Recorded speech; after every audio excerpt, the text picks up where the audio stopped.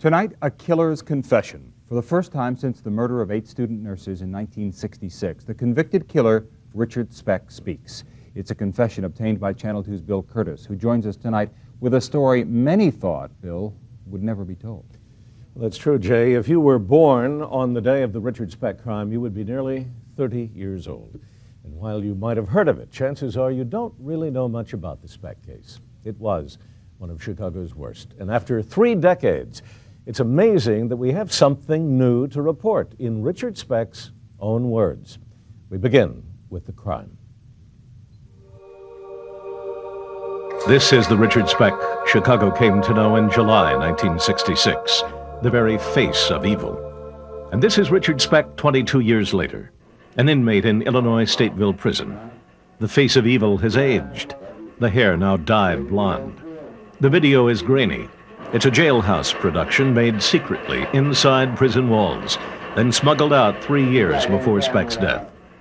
We don't know why the killer made this tape, but it does tell us one thing about him. The years behind bars have taught him nothing. There is no remorse for the crime many believe started the modern era of mass murder. Chicago, July 1966. The images are black and white. Unlike color, they don't fade.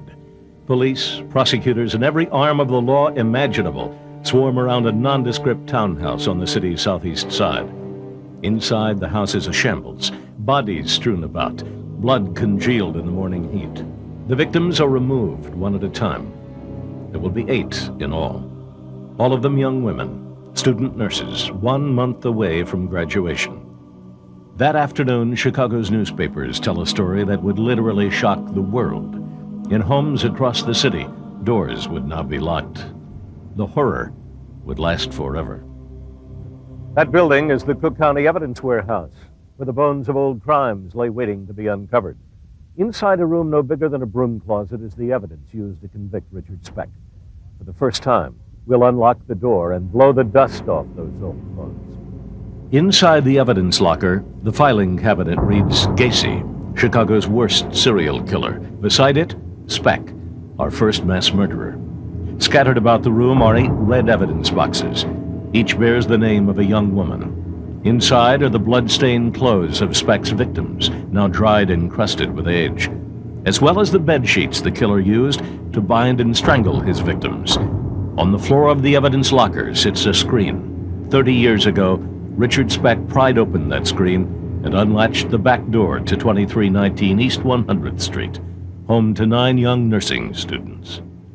A third-rate burglar, Speck was looking for an easy score. But how did burglary turn into a slaughter? For 30 years, the questions have lingered. Tonight, the killer himself provides the answer. One of them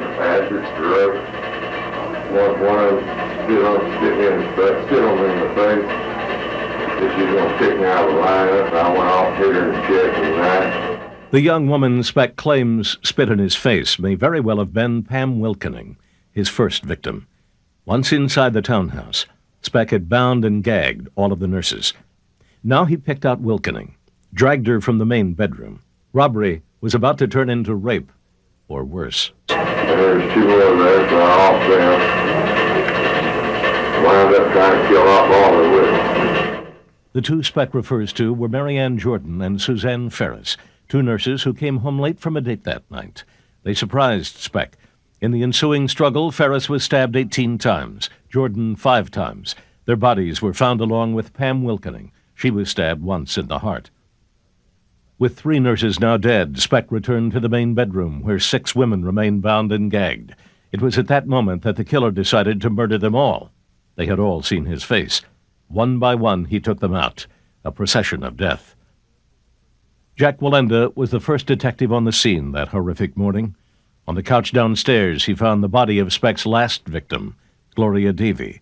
Even 30 years later, Wallenda remembers Speck's handiwork well. The only one that had the ligature on it, the neck, was Gloria Davy, who was strangled, and the ligature around her neck was so tight that I had a hard time getting my finger between the ligature and her throat where I could pull it off and I could cut it off. It was bound so tight. And while Speck dragged 8 nurses to their deaths, a 9th used her wits to survive. Bound hand and foot, 23-year-old Corazon Amarao crawled under a bunk bed and hid. For 3 hours, she watched and listened as her friends died. Around 3:30 on the morning of July 14th, Speck came in for a last look around the bedroom. He had lost count of his victims, forgotten about Cora. He left, never realizing she was still alive. The state's attorney would hide Corazon Amarao for a year until the trial. They didn't want any mistakes. And at his trial, he told his lawyer he couldn't remember anything about the crime. That was his defense. Tomorrow, he finally has a different story. Coming this week on 2 News at 10, Richard Speck, the final chapter. The manhunt. It begins with never-before-heard audio tapes from Richard Speck's sole survivor. Horrifying clues only she could know that would lead police to their killer. The confession. Many thought Richard Speck took the secret of his crime to his grave. He did not. Now in his own words, you'll hear his chilling confessions. The Big House. His secret life behind bars. Revealed. Witnessed the unthinkable. A free reign of drugs, sex, and money. Then, the killer's mind. If you think you've heard it all, think again. Richard Speck Speaks.